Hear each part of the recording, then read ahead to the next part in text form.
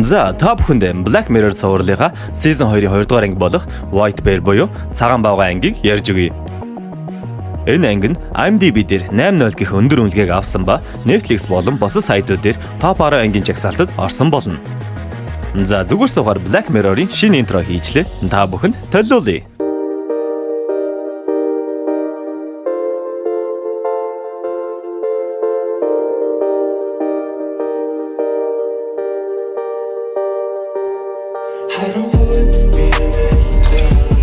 За ингэж кинонд орцгоё.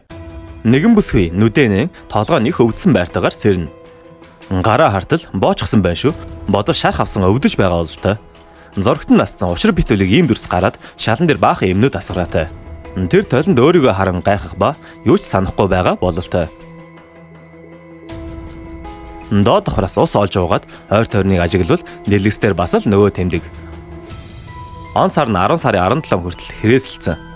Тавир дээр нэг хүүхдийн зураг байгааг харахад түүний тарих жаахан юм сансан бололтой өвдөх болно. За ямар ч байсан байшингаас гардаг хэрэг гэж бодоод ойр тойрныг харуул хүмүүс сонхоор түүний бичлэгийг хийж байна. Тэр өөрийгөө хэн гэдгийг санахгүй байх ба хүмүүсээс тусламж асуутал хинч хариулахгүй. Бүгдээр л бичлэг хийгээд л түн рүү ойрцсангүй. Гэтэл нэгэн багтаа нөхөр машинтаа хурж ирээд буу гарган түүний араас хөөж эхлэх нь тэр. Бүсгүйч цугцаар харин түүний ойр тойронд байх хүмүүс юу ч болоогүй мэт дагаад л уцаар бичлэг хийгээд л байна. Гэтэл нэг охин түүнийг хараад эмэгтэйд тослов. Бас л зүхтаж байгаа бололтой нэг эрэгтэй хамтрагчтайгаа нэгэн дэлгүүр рүү ороод нуугдчихна. Түүнийг яагаад алах гээд байгаа ингэж асуудал буудуулах байгаа хүмүүс юун тэрэнд хариулах мантай. Багтай залуу хаалгыг нүдэж эхлэхэд нөгөө охин эмэгтэйгээс гал онтраагуур авч өгч тослохыг шаардана. Охин арын хаалгаа гараа зогтохоор болж эрэгтэйгээ үлдээ багтай алуурчинд саад болж цаг хожих хэрэгтэй гэж хэлнэ. Алуурчин цонхыг хаглан орж иртэл хамт явсан эрэгтэй маань түүнд саад болж нөгөө охин нь ч гэсэн хаалгыг амжилттай онгоолох үед гол дүрийн эмэгтэй маань зогтож чаддаг. Энэ үед мэдээж хүмүүс хараад бичлэг хийсэй л. Хоёр эмэгтэй юмны ард чимээгүй ногдох үед хамтрагч эрэгтэй нь буудуулсан бололтой гарч ирээд өгөхийг нь харав. Энэ үед манай эмэгтэй нэг охины дүрсийг л санаад байх ба өөрийнх нь хажууд бас нэг эрэгтэй явж байгаа нь харагдана. Гэтэл бас нэг хоёр нөхөр машинтаа хүрээд ирэх нь тэр шүү. Цахилгаан хөрөөтэй эмэгтэй бейсболын цохиуртай залуу бууж ирэхэд тэднийг яагаад ингэж байгааг нь гайхсаар үхтлээл айж байх нь тэр. Хамт явсан бүсгүй сэргэлэн бололтой түүнийг аваад зогтон нэгэн байшинд орлоо. Гол дүрийн эмэгтэй бүсгүйгээс яагаад ийм зүйл болоод байгааг асуух ба нөгөө охины зураг магадгүй миний охин байх бас би амиа орлого хийсэн байж магадгүй гэж таамагласнаа хэлнэ. Харин нөгөө бүсгүй түүнд зурагт дэлгэц болгоноор нэгэн дүрс гарч ирсэн. Тэгээд л энэ бүхэн эхэлсэн гэж тайлбарладаг.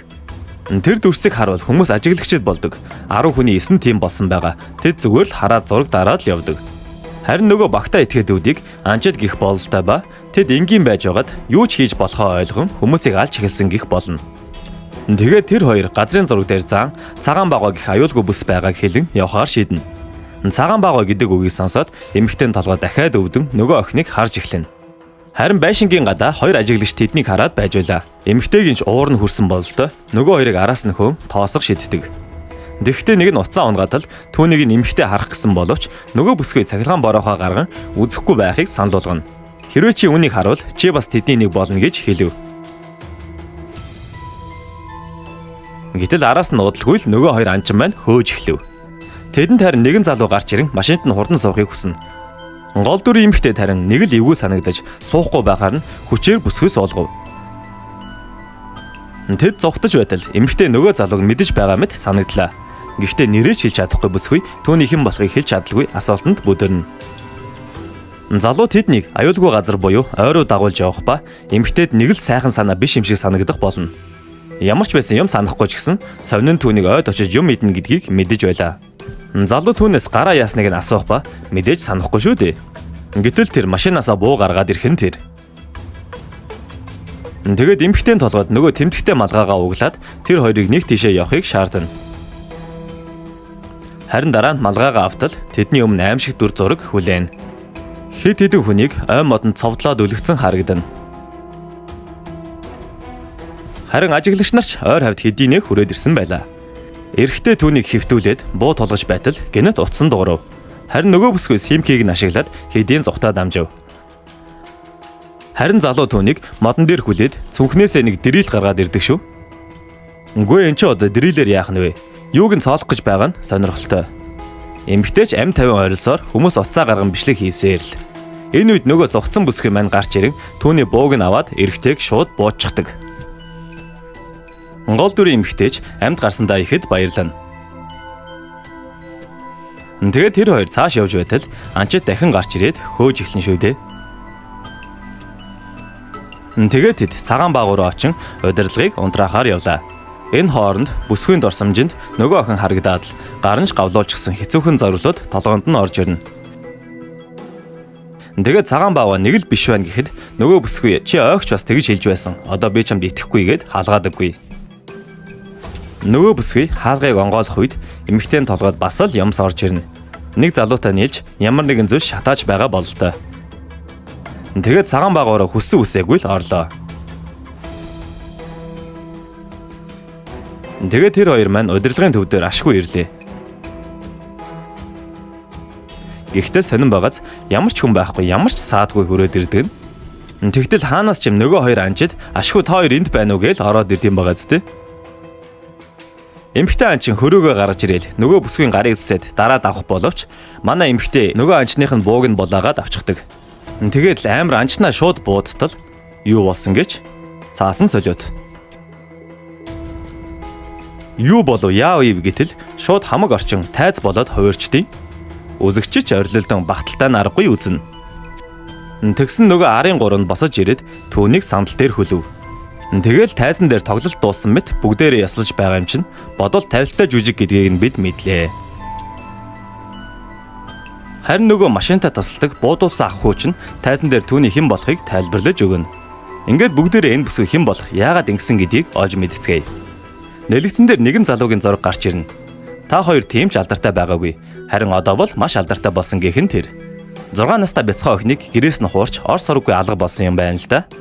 Тэгээд олон сарын турш 90 хайгуул хийсний дараа нэг цагаан тэдэ багааг олсон нь хэргийн ганц сэжүүр байж.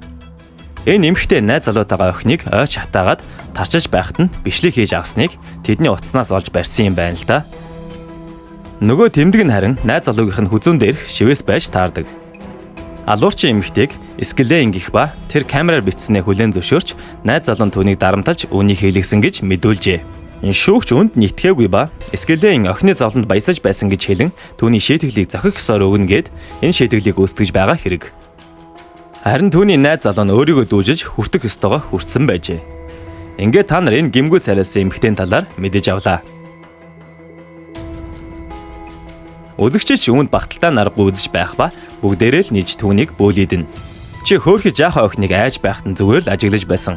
Үүгээрээ энгийн хүмүүс чамайг айж байхад зүгээр л ажиглаж байгааг мэдрүүлсэн байна. Ингээд түүний гудамжаар авч яван байсан байранд нь аваачаар шийдлээ. Тэгэхээр түүнийг өдөр болгон ийм аргаар ташлааж байна гэсэн үг. Энэ ах хүү бол энэ жүжиг зохион байгуулж байгаа гол хүн нь. Тэгээд ойр хавийн орчныг өглөөс ирэхэд ямар байснаар нь бий болгоно. Тэгээд зурагтаар охины бичлэгийг үзүүлэнгээ түүний тархинд нэгэн төхөөрөмж залган ой санамжийг нь мартуулна. Энэ гэхдээ зүгөөш нэг мартуулахгүй их л удаан таршлааж өвдөж байгаа нь сонсогдно.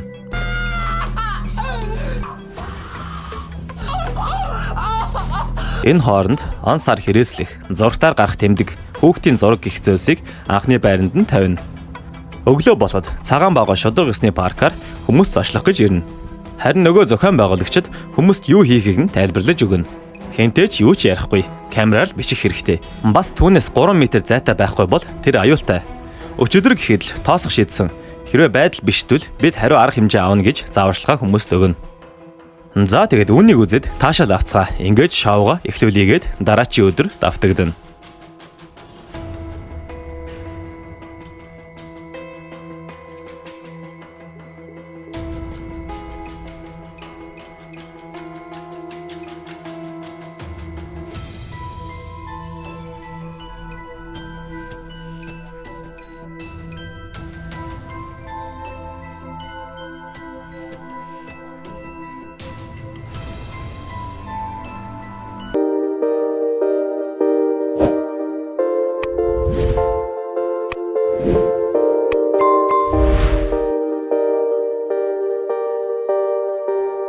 I don't would